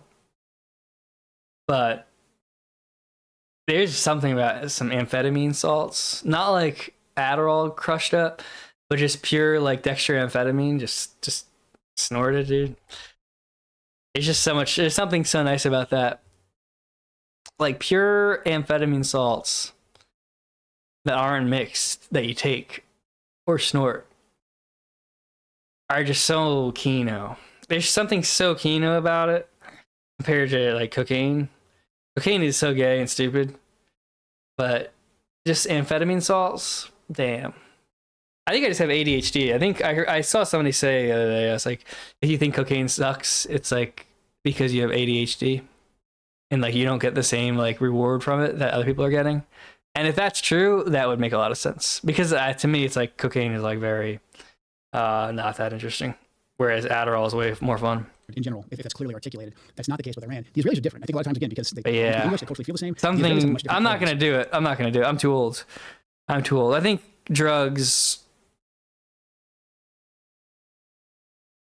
I feel like drugs and I are done. Or close to it. I feel like it's done. I feel like maybe like some wine every once in a while. I think I'm an old person now, dude. Because I was thinking about it, and I was thinking like, I really am like starting to old max. But if I don't, I'll just get to an age where I'm not old maxing, if I'm obviously super old, and that's sad. Like, there's nothing sadder than somebody who's like trying to be young, but they're old. That's like super sad. It's much better to be like, report of the week. This is Running on Empty Food Reviews. I'm your host for Running on whatever. And it's like he's old when he's young. And so as he gets older, it's just more and more Kino because he is himself. They invented ADHD so they could sell you Xanax. Midlife maxing. He grows into it just grandpa maxing. Yeah, I don't know. It's interesting. It's like, what's the time to slow down? What's the time to speed up? I don't know. It's one of those questions you ask yourself. That's like the cool thing about my streams, I think, too. I'm just going to be real. I think my streams are better because it's like, I feel like the things I'm asking now are actually valid questions, and it's not really, it's like entertaining. It's kind of like self-indulgent a little bit, but it is like, it's actually real, and it's like a real like thought process I'm having in a way where it's like, it's interesting because it's like a moment in time. It's like, I'm not that old, but I'm not young either. And it's worth thinking about, but I don't know if there's any good answer, but I don't know. I feel like it's a fun, like interesting, introspective thing that's not negative. I feel like it's kind of positive and kind of like Saturnian, you know what I mean? For how and why they're going to war and for their endurance for war. The Israelis are completely fine with Iran slipping into chaos. That means that the Ayatollah and the IRGC... Because it's like the thing I'm thinking about too is like all my audience, a lot of you guys, not all of you, but most of you, I've seen a lot of you guys in other chats and stuff. And so it's like, I know I'm 31. I know some of you guys are probably in your mid-20s, late 20s now. And I wonder, like, does it cause like existential crises in like my audience in like a positive way, where like some of you guys are like, damn, what am I doing? I need to figure stuff out. That sort of thing. You know what I mean? Like, we're all just getting older. Like Jovian, this guy is like 40 years old. He's like 28. Thought-provoking streams. Piers clip, definitely a little bit. Yeah, it's kind of interesting. But it once again, it's like my problem with how I'm doing things and why I want to like make something that like people can use is my whole goal is like to do streaming, is like make money, but then like also have people like realize they grew out of watching streams by virtue of watching my streams, and like that'll be like my good deed instead of like whatever. Or Hezbollah's money might be cut off in their head. And so complete chaos in Iran, it's not necessarily a bad thing for the Israelis. For us, 38, energy, pushing for 40. news, our partners in the... I get motivated when watching because I almost never see people make things. Thank you.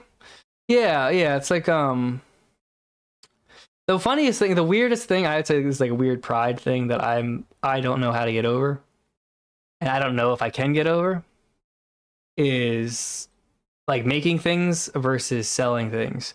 It's like that's a very unique skill, like being able to sell things and running a business. And to some people, that's the easiest thing in the world. I think like Army Girl was saying or whatever. But for me, it's like not. It's like I don't have like the talent for that. I need to learn how to do it. Like that's something I realize, it's like a personal failing of mine, that I need to learn how to sell and I need to learn how to do like that. But I always I always approach things like art, where it's like I'm not selling things, I'm trying to make something. And when I make it, it's like an animal. It's created and it flies off.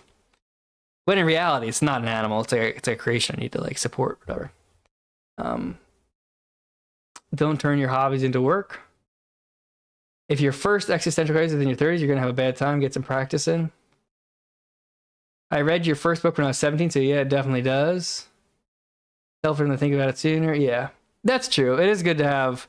And once again, this is not an existential crisis. I don't. I feel like if you have an existential crisis, you haven't figured it out, which is that there's no answer. And if that's not a figuring it out, but like that, if you get to that point, you give up. It's like giving up is the answer. Giving up and realizing that you can't figure it out. And if it could have been figured out, somebody else would have figured it out. So we're all just trapped here forever. And we're never going to figure it out, or else it would have been figured out already. And, letting it drive you crazy, but in a way where it's like nullifies itself and tires itself out. So it doesn't really, it gives you time to just live life. That's really the real answer. But, yeah, I don't know. I feel like an existential crisis. I'm past that. I feel like I had that when I was in jail. GCC, mass migration problems in Europe. This is a major problem. It's a catastrophe for the world. For the world. Yeah, I just keep losing viewers. For a couple weeks I just keep losing. Every time I pause it, I lose viewers. That's crazy. A lot of the exile communities here in the United States. Of Damn, you guys do not care about this. We got to save our people. But by your telling, and by the facts, by the way, this is not really an opinion. There's no plan for what happens after regime change. Like the people pushing that line would be happy to see a permanent civil war there. Which is insanity. So if we do want a real regime change, we want the people to rise up, we want it to happen fairly organically, going aggressively after the Ayatollah was the last thing that we ever should have done. Again, like I'm no fan of the former supreme leader, like Khamenei. However, he was moderating their nuclear program. He was preventing them from getting a nuclear weapon. If you take him out, if you kill him aggressively, people are going to rally around that regime. And the next Ayatollah that you get, and I think this is the case by all data that we have with his son, the next Ayatollah that you get is going to be more radical because he has to show the people that he's going to life is lived forwards and analyzed backwards. Anything for the KCIP, keep bleeding, come back viewers. These are Qasem Soleimani's troops. These are the Soleimani trained. These guys. Well, that's what I'm doing, honestly, with the streaming is like, I'm just cashing some checks.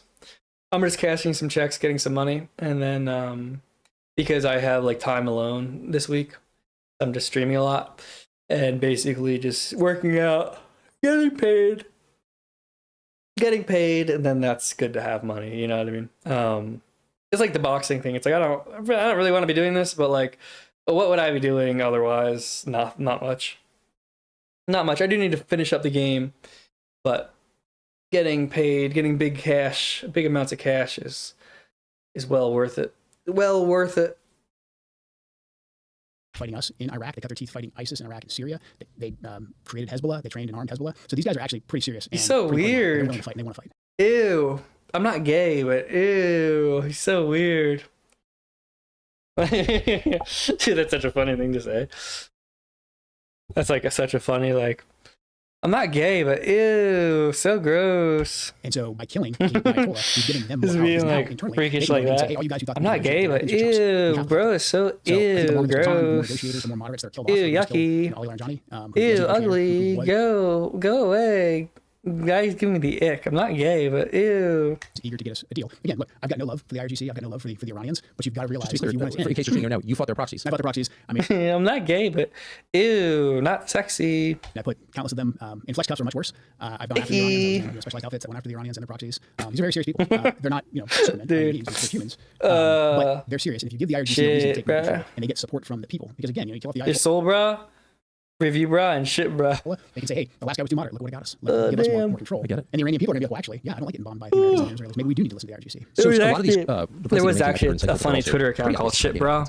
So it seems like back a few years ago, and it was a parody of Soul Bra, and it was just like every recommendation was just eat poop, and every tweet was about like the benefits of fecal transplants. It's called Shit Bra. You've got two different goals. You so funny. Israel's goal as very gross. Regime change, permanent chaos, take Iran off the map as a coherent nation state, just tie them up with internal chaos, whatever the effects of that are on the rest of the world, all of them disastrous. Then on the American side, you have the president's stated goal, which is we can't let Iran have a nuclear weapon, which they didn't have and weren't trying to build in any imminent way. Right. Okay. So if you join those two together in a common mission, in a war, like that's our partner in this war, then you create all kinds of very bad incentives. Mm-hmm. And now Larzani, I think, was killed by the Israelis. You saw the Israelis blow up Qatari natural gas facilities today in the Qatari natural gas field, which feeds the rest of the world LNG. Those seem like very obvious steps, not to minimize the threat from Iran, but to lock down the United States in perma-war. We can't get out after we do that. You kill the negotiator. You attack our closest ally in the region, probably Qatar. You attack Qatar, apparently? Like, no one thought this might happen? And there's no there's no reins on the Israelis, unfortunately. I mean, we continue to refer to them like as our partners, equal, the best partners we've ever had. But at the end of the day, the Israelis couldn't do any of this without us. And so but they're acting against our interests in a very obvious and very serious way. And again, it's obvious. If we've stated that our goal is just to take away their ability to ever even enrich and take away their ballistics and take away their navy, all these kind of tactical objectives. If we say that that's our objective, and that's when we can come to a place where we can just exit, it's in the Israelis' interest to get us more and more entrenched in this. Exactly. And that's exactly what they're doing right now. You know, when the Israelis killed Leonard Johnny, I think I may have misspoken. We didn't kill him. The Israelis. Yes. The Israelis struck him. But I do believe in Iran at this point in the war, they view it as, whether we like it or not, I think they view it as us and the Israelis kind of as the same thing. We've described it that way. Because the Israelis couldn't do any of this without us. And then that's where the relationship is just way off kilter. If they have different objectives than us, then what are we doing letting them drive the war? So you just said something that's been disputed many times by the well, I'm not going to name anybody, but by advocates for Israel. It's a PR department here in the United States, which is huge. And you said they couldn't do any of this without us. You often hear its promoters, its lobbyists say, Israel just wants to fight its own wars. Back off and let us do it. Is that not? I'd love us to run the experiment. We try that. What would happen? You know, the Israelis, again, they have the ability to go out and collect great intelligence. They have a very capable military, but they're a very small country. I think Israel would be able to defend itself. I think it could conduct limited strikes on its borders. I think it could continue carrying out pretty impressive targeted assassinations against its adversaries. And so I think you would see it relatively contained. What it couldn't do is go topple entire governments. It couldn't do something like the Iran war, the Iraq war. It couldn't aggressively destabilize Syria. These big, heavy lifts of regime change that America has been engaged in, Israel could not do on their own, which is why you get back to the Israeli lobby being just so potent and so powerful and so aggressive. So and I want to ask about that because that's the line that you're being attacked for. And so I want to go through and have you explain more fully, if you would, why you said what you did and read it. But before I do that, one last question. Was any of this debated that you know of before this war commenced 3 weeks ago? Did anyone say, well, wait a second. What's up? Do this. What did I miss? Anything good? What are we watch Nick and play a video game? No, we're saying like playing video games. I know it happened heavily before the 12-day war. Unfortunately. I think that when the Israelis came back around and said they wanted to do this, I just don't think there was any debate. I think just based on the ecosystem and the Dude, how are we only... Dude, how are we only 54 minutes? Paul has gone into the nude. 54 minutes in. Such a snore. Where were all the racist red-pilled statements, dude? There was nothing racist or red-pilled even. I didn't even hear anything racist.